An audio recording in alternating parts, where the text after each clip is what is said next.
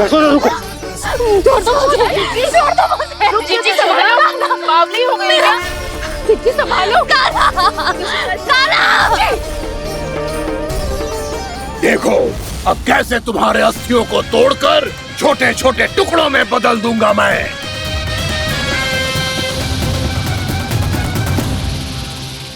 जी आप जाओगी तो आप भी फंस जाओगी। अपने लल्ला के लिए मैं किसी भी संकट का सामना करने के लिए तैयार हूँ। छोड़ो ना यशोदा, हमें कोई और उपाय खोजना पड़ेगा। कोई और उपाय? आप देख ना रही मेरा काना किस दशा में है। काना मैया के वश में नहीं है, नहीं तो ये अपने लल्ला के लिए साक्षात काल का भी सामना कर ले। ये तो केवल कालिया नाग है। हे नागराज, आप मेरे प्राण ले लो पर काना को छोड़ दो। ना नागराज, आप मेरे प्राण ले लो, मैं विरोध भी ना करूंगी। ना नागराज, आप मुझे मार दो पर मेरे काना को छोड़ दो। ना ना ना ना नागराज, मेरे प्राण ले लो, हमारे काना से क्या शत्रुता है आपकी। प्रभु के लिए जो प्रेम यशोदा मैया के हृदय में है, वही इन सभी गोपियों के हृदय में भी है।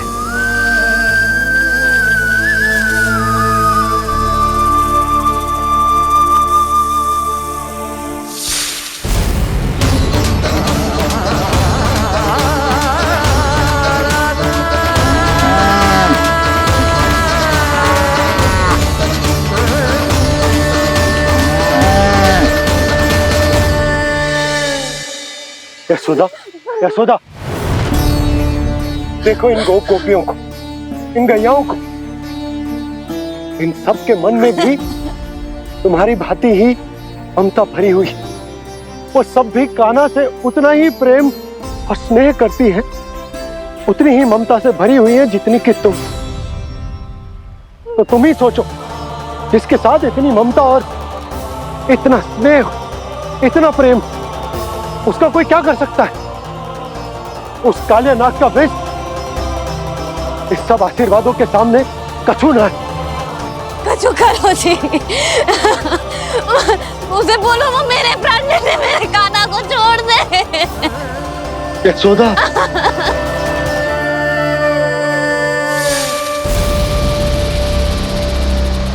केवल इन्हीं में नहीं देवराज, नाग पत्नियों के हृदय में भी ममता का वही प्रेम उमड़ रहा है। देखिए। मैं आपके हाथ जोड़ती हूँ स्वामी, इस बालक को छोड़ दीजिए। ये अवश्य ही कोई दिव्य आत्मा है स्वामी। हम आपसे विनती करते हैं स्वामी, इस नन्हे बालक को हानि मत पहुंचाइए स्वामी। मेरी पत्नियां मेरे ही शत्रु के लिए विनती कर रही हैं। अब यदि इसके पक्ष में एक शब्द भी कहा तुम सबने, तो मैं इस बालक से पहले तुम सबके प्राण ले लूंगा। हो रहा प्रसन्न नाग कालिया, विजय को निश्चित जान। रोते बिलखते व्याकुल सब, संकट में देख कान्हा के प्राण।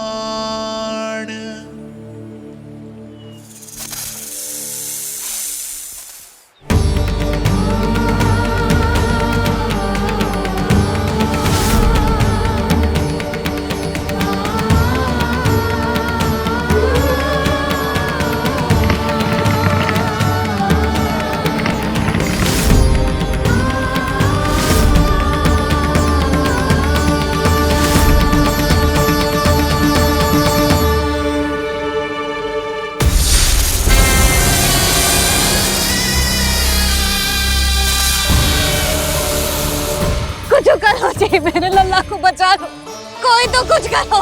जीजी संभालो यशोदा। यशोदा, यशोदा तुम शांत हो जाओ, मैं कान्हा को वापस लेकर आऊंगा, मैं रक्षा करूंगा उसकी। ना नंदराज, नंदराज नहीं। कम से कम आप तो समझो नंदराज, कालिया के पास आप जाओगे तो आप भी फंस जाओगे।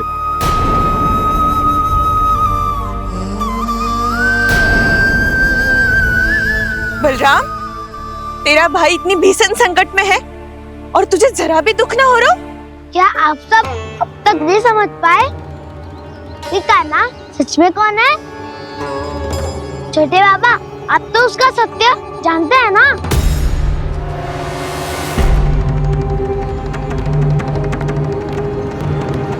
मानता हूँ कि आप सब कान्हा के रहस्य के बारे में नहीं जानते, पर क्या उसके जन्म से आज तक घटी एक से बढ़कर एक विचित्र घटनाओं को भी भूल गए हैं आप सब? भूल गए हैं कि कैसी पूतना जैसी राक्षसी उसका कुछ बिगाड़ नहीं पाई, कैसे तरनावती जैसा भयानक राक्षस उसे एक खरोच भी नहीं दे पाया था।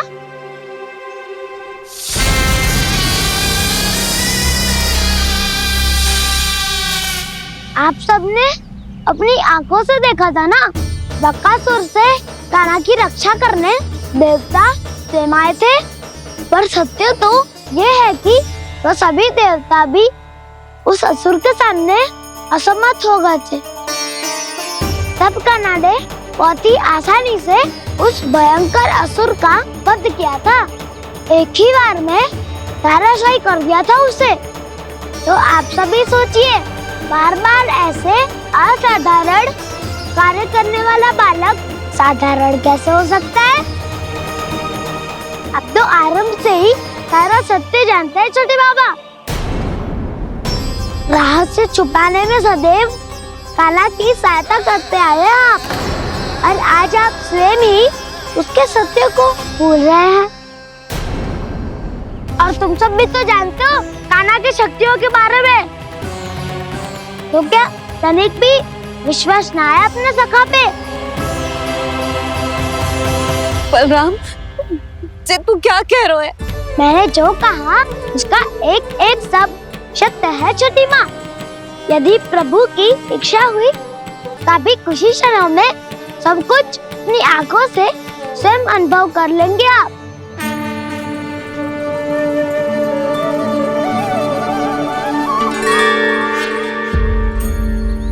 शांताकारं भुजगशयनं पद्मनाभं सुरेशं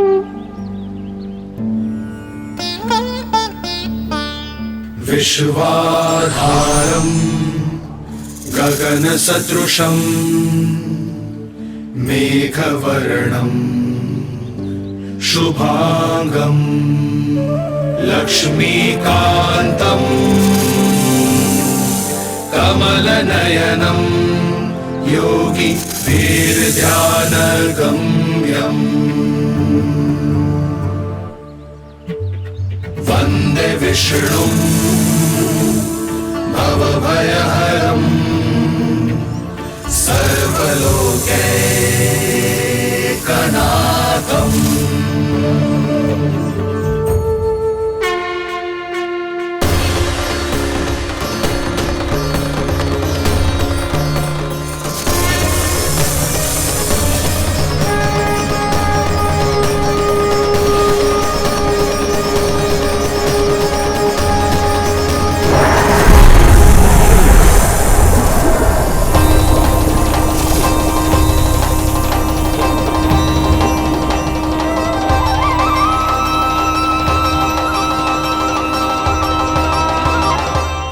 तुझे क्या लगता है बालक कि तू मेरी जगत से निकल गया तो अब बच जाएगा तू?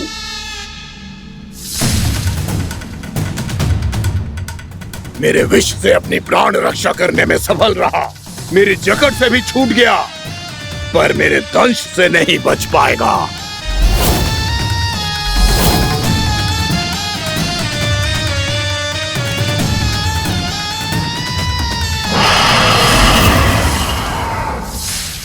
अब भय से भाग रहा है, पर मैं तुझे मृत्यु देकर रहूंगा।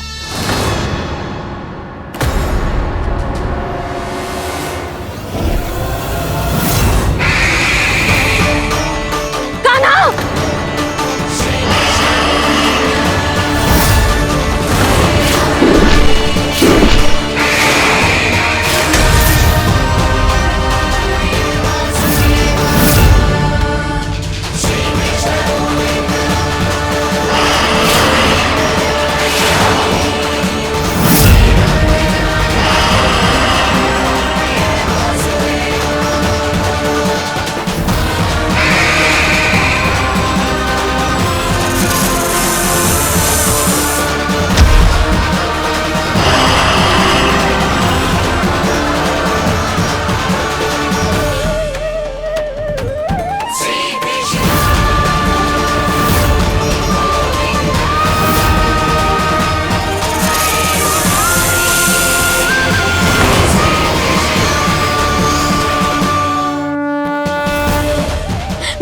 मेरा नन्हा सा कान्हा कितनी देर भाग पाएगा?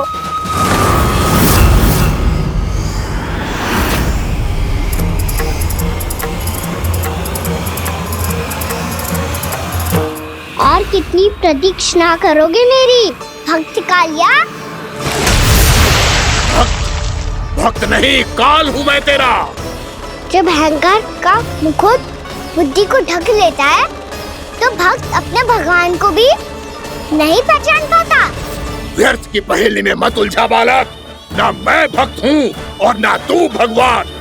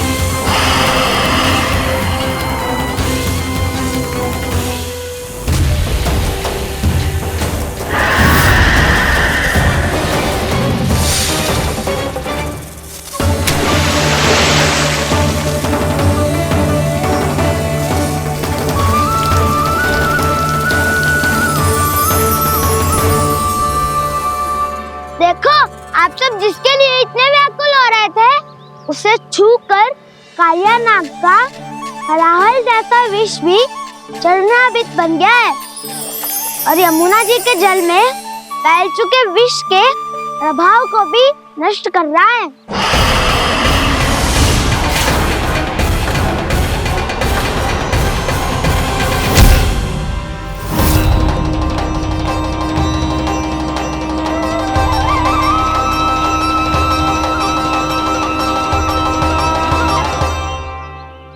धर्म रक्षक अधर्म विनाशक प्रभु श्री कृष्ण का कौशल सचमुच अद्वितीय है।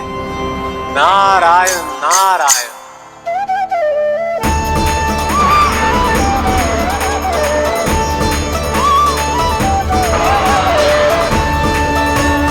मेरा भार तुम्हारे भीतर के अहंकार का प्रतीक है कालिया। अब तुम्हारा अहंकार, तुम्हारा अनपान मेरे पाँव के नीचे है और तुम्हारी पूंछ अर्थात तुम्हारे प्राण मेरे हाथ में। अब तुम क्या करोगे भक्त?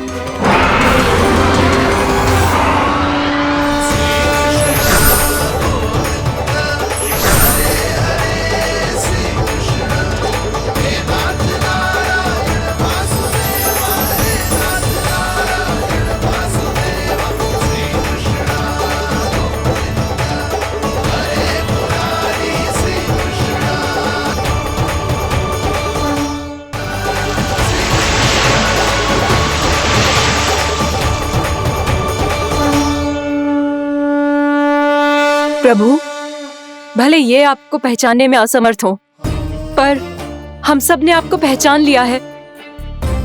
हाँ प्रभु, एक भक्त होने के नाते और एक अर्धांगिनी और माँ होने के नाते मैं आपसे इनके प्राणों की भिक्षा मांगती हूँ। अपनी कृपा दिखाइए और इन्हें क्षमा कर दीजिए। आपके लिए मित्र और शत्रु में कोई अंतर नहीं प्रभु, उसी तरह आपकी कृपा और दंड में भी कोई अंतर नहीं। दोनों दया ही तो हैं, अकारण ही किसी को प्राप्त नहीं होती। हमें विश्वास है कि हमारे पति को मिला ये दंड कोई अभिशाप नहीं है, आपका वरदान है।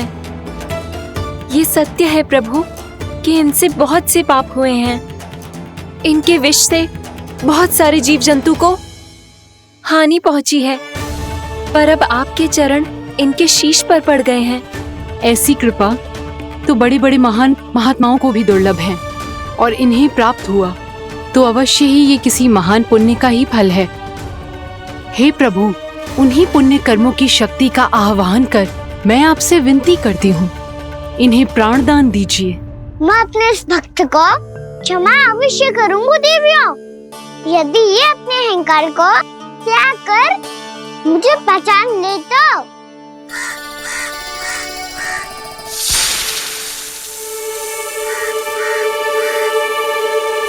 मैं तुम्हें श्राप देता हूँ, जितनी विषैली तुम्हारी जिह्वा है उतने ही विषैले सर्प बन जाओ तुम।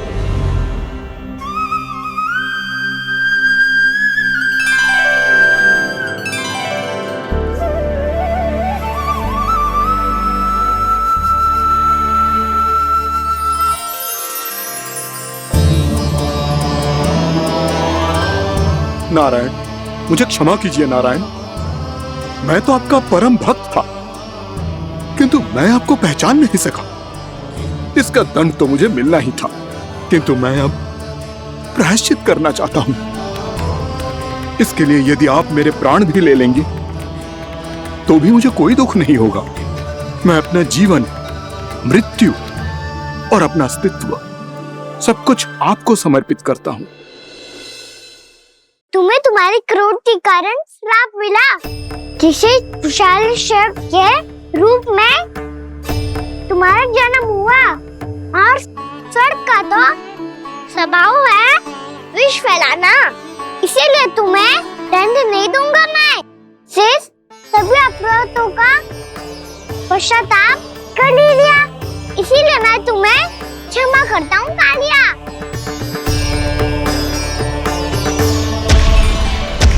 पर तुम्हें यहाँ से दूर समुद्र के बीच जाकर रहना होगा, जहाँ किसी निर्दोष का जीवन तुम्हारे विष से प्रभावित ना हो। मैं चाहकर भी आपकी इस आज्ञा का पालन नहीं कर सकता। मैं असमर्थ हूँ प्रभु, क्योंकि यदि मैं इस क्षेत्र को छोड़कर गया तो मेरी मृत्यु निश्चित है। आपसे क्या छुपा है प्रभु? आप तो जानते हैं कि सर्प जाति और आपके वाहन गरुड़ के बीच अनंत शत्रुता चल रही है, जिसका प्रारंभ नागों के द्वीप नागालय से हुआ था। उस द्वीप पर छोटे जीवों को निगल जाने के लिए सर्प थे, और गरुड़ को सर्पों का स्वाद बहुत प्रिय था, इसलिए वो बार बार नागद्वीप जाने लगा था। पर इस कारण पूरी सर्प जाति उससे आतंकित हो गई थी, इसलिए जब भी गरुड़ वहाँ पहुँचता तो सभी सर्प छिपने लगते। जब गरुड़ को इसका आभास हुआ तो उसे बड़ा क्रोध आया, और वो उत्तेजना में भरकर सर्पों का शिकार करने लगा। भूख ना होने पर भी उन्हें मारने लगा। अब सर्पों के प्राण हरना उसके लिए खेल बन गया था। इस भीषण समस्या का समाधान ढूंढने के लिए पूरी सर्प जाति महान सर्प वासुकी के सामने इकट्ठी हुई। हे महान वासुकी, हमारी सहायता कीजिए।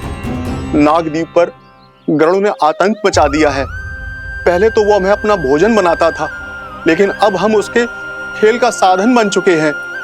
भूख हो या ना हो, जब तब आकर वो हमारे प्राण हर लेता है। अनुचित हिंसा के इस प्रथा का आरंभ सर्पों ने ही किया है। पहले आप सबने पूरे द्वीप पर अधिकार कर लिया, फिर आहार के साथ साथ आनंद के लिए भी आप सभी ने निर्दोष जीवों की हत्या की। और जब सृष्टि का संतुलन बनाए रखने के लिए गरुड़ आपको अपना आहार बनाने आया, तो आप सब अपने प्राणों की रक्षा के लिए छिपने लगे। तो फिर गरुड़ का उत्तेजित होना तो स्वाभाविक ही था। नागनाथ, जो हमने अन्य जीवों के साथ किया वही अब हमारे साथ हो रहा है, परंतु ये भी तो सृष्टि के संतुलन के विरुद्ध ही है ना? अवश्य है, इसलिए मैं गरुड़ से चर्चा करूंगा। धन्यवाद प्रभु।